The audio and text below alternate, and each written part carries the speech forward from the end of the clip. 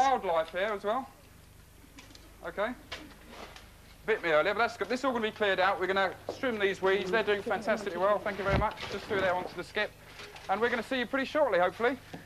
OK, thanks, Anthony. Yeah, indeed. We look forward to seeing you later on. And I'm sure Yvonne's having a great time. Thanks a lot. Well, now we're in the Good Morning kitchen. We're surrounded by a host of familiar faces, but one face that isn't so familiar is this little chap here. Look at him. Take your dummy out, Jake. Yeah, there we go. Oh, we put it back in. He does like his dummy. This is baby Jake, who, of course, was a year old last week and last made an appearance on Good Morning when he was only 3 or 4 days old. Actually, he's not feeling himself at the moment, Mark, so I would very much appreciate if you give him the once-over, but that's a bit later on. Oh, yeah, good boy. Anyway, as you've gathered, the family here, you've all handed out the best of advice over the past, what, 8 or 9 months. Each of you, I'm sure, has a special moment that means a lot. Now, let's start with Mark. Where's Mark? Yeah. What for you has been the well, I think it had to be the special time. moment. It had to be the time that you came down to see what I do for a proper job and came down to my surgery in Stroud, which was a great day for the surgery and the patients. As you'll see in a minute. You're very much a sort of town and country practice, aren't you? Yeah, we're about half and half. Stroud's quite a big place, actually, but you know, about 3,000 or 4,000 of our patients live outside. Whose office is that, Mark? Well, this is the inner sanctum. We said we would get you a star for that door. We haven't done it yet. Yeah, no, I should move to #1, actually. I'm going to have to have a word with the partners and see what they can fix for me. Anyway, if we all get depressed, Deirdre's always been the one to cheer us up. With her counselling. Yeah. What stands out for you in the series of the whole this time? The phone that touched really personal call for me was the one on teenage pregnancy, and it's also the one that had the most people saying to me afterwards they found it so moving. You really have to listen to your own feelings over this, Sarah. I mean, I really feel for you. I know it just feels absolutely ghastly. I mean, you're facing decisions which will affect the rest of your life, and you only just turned 16, and the responsibilities are huge. Oh, that was Thanks, lovely. Deirdre. Now, Mark Evans, you're always out and about. I like to get out and sticking your hands in funny places. Yes, indeed. Enough of your private life. Jake's nappy as well this morning, I have to say. Best thing for me was definitely meeting a killer whale face to face. Fantastic, especially relevant today because, of course, whaling effectively has been banned today. I have to say, to be this close to such a magnificent animal is absolutely incredible. But the question I have to ask myself is that have I or has anybody else got the right to be this close when it's at the expense of their freedom? It was incredible, that was. The whale looked more frightened than you, incidentally. But, as ever. But as you say, it is very topical today, and some of the pictures we're seeing on television at the moment at Wales are quite breathtaking. Yeah, unbelievable. Yeah. Now, who are we going to next? Will? Me. Do you know, the memorable moment for me was just a few weeks ago, actually. We launched our campaign on the very opening day of our season, as it were, for the Belt Up School Kids campaign, because we sincerely believe that all school buses and minibuses should have seat belts in. Well, this is what happened after 8 months of our campaigning. They've come from all over the country today to hand in a petition which we're told now has 135,000 names on it. And that petition is aimed at simply one thing, getting seatbelts made compulsory in school buses, and buses, in fact, any bus which carries children to school. We started that, what, 8, 9 months ago? Yeah. And we didn't obviously know, and we hoped it wouldn't happen, but since we launched that campaign, there have been tragic accident after tragic accident. We need to continue that campaign, and we'll be back next year still banging on the drum. Government needs to put out their finger as well. OK, well, thanks. Pardon the expression.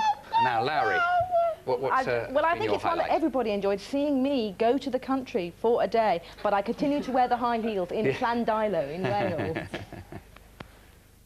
Welcome back to Llandilo. We have been here all day with the sort of country look, testing it out on real country folk. We've reached the big moment, the fashion show. Now, Richard, how do you feel about it? I feel very comfortable in it, actually. I quite like it. We have a hit. We have a definite hit.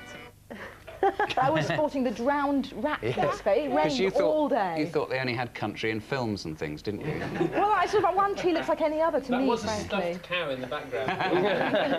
Just for safety's sake. There's no way to talk about Nick, is it?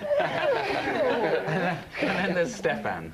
Now, you like to get your hands dirty. I do like to get my hands dirty. When we were in Belfast, we visited the wonderful botanic garden there, and in the fern house, it excited me so much. As you can see, I almost had a hot flush. You wouldn't expect to come to Belfast to see bananas, would you? But in this lovely Victorian fern ravine greenhouse, that's just what you will see. Real inspiration when you come to a greenhouse like this. And behind me there's a waterfall running, and in the Victorian days, how did they start their waterfalls? Yes, of course they did. They did it like that. And it got flushed with excitement. And Jake enjoyed it as well, Steph. Get him the right idea. Get him, bless him.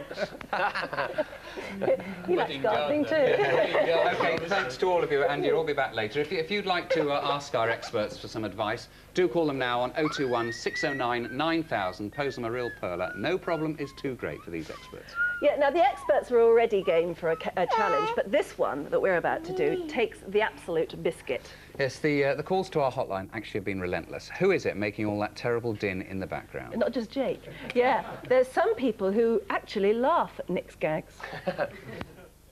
Actually, seeing you dressed like that makes me remember that once upon a time I was offered the job as being a dresser to Pan's people, the dancers, but I could only afford 30 quid a week, so it wasn't a... So you've got to just get a slightly huskier voice. Have I? Yeah. I'll see what I can do. It's working on it. It's kind of time for a short break right now, but coming up next, holiday hang-ups, and is it working? I mean, I was just going to say there's something else giving you a lift. Yeah, you're right. It's called WB. They're not my own. It's such a shame. She actually sits at the end of our bed, you know, the dog. She wants to learn how to beg. Anyway, let's tell you what's still to come on the show today. Was that us? Yeah. Didn't we look younger then? Isn't it? Oh, yes. Weeks ago. Right, now let's meet the first culprit. We have to get up and meet him. His time has come. It's Howard Dartnell. Now, here he is, the boy. Look at the state of this. Are you ready? Look. And what an outfit!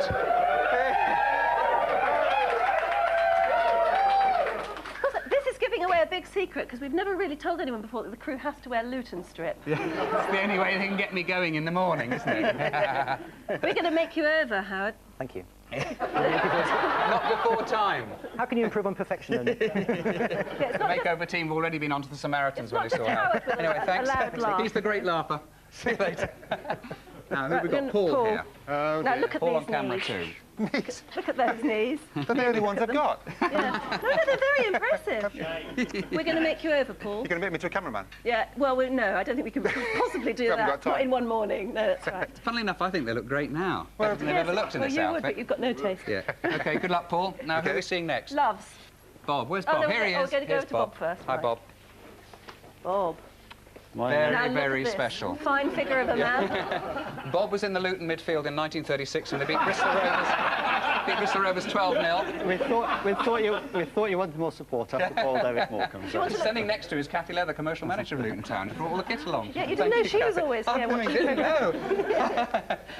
OK, Bob, I don't know what we're going to do with you. Yeah, and now we should have a floor manager. Where's our lovey? Here.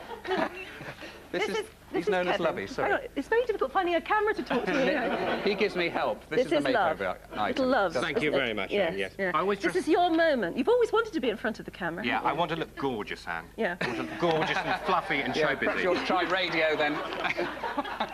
We'll try and make you gorgeous. Thanks we'll have a go anyway. I don't know what we're going to do. Anyway, good luck, guys. They're going to move off cameras now. Thank you. Thank you. And our sort of SOS squad are here in the form of Carol Spencer, of course. Yeah, and Patrick Cameron. Hello. Come and sit down. What the heck are you doing? Well, what a challenge. Yes, what a challenge. I think we could be out of a job after today. It's definitely raw material, isn't it? You are today? going to cut their hair, aren't you? I am going to cut some of it, but I don't think the beards are coming off because they're a bit worried about those, as from the last time that we did a beard trim. And very quickly, Carol. Well, I've got my lipsticks ready, you know, oh, good. So, and we've got some nice Panamas and, you know, sort of for the summer. We're going to get ready for their holidays. Yeah. All right. Well. Lawyers come later. Anyway, we're going to take them away right now. Yeah. Off they go. What are we going to do without a crew? Ah, well, we've got some willing helpers, some volunteers who've never done it before. Yeah. Mark, Larry and Will. We're hand. I've got a camera here. Larry Turner. So I can't come. I can't. Who's taking the main shot? Larry's got Paul's camera, which is a bit serious. You've got a box for Larry to stand on. But I can't see anything. Well, I think it's bigger than She's too short. Oh, all right, thank you. We'll work it out in a minute. That's it. Right. Frame it properly.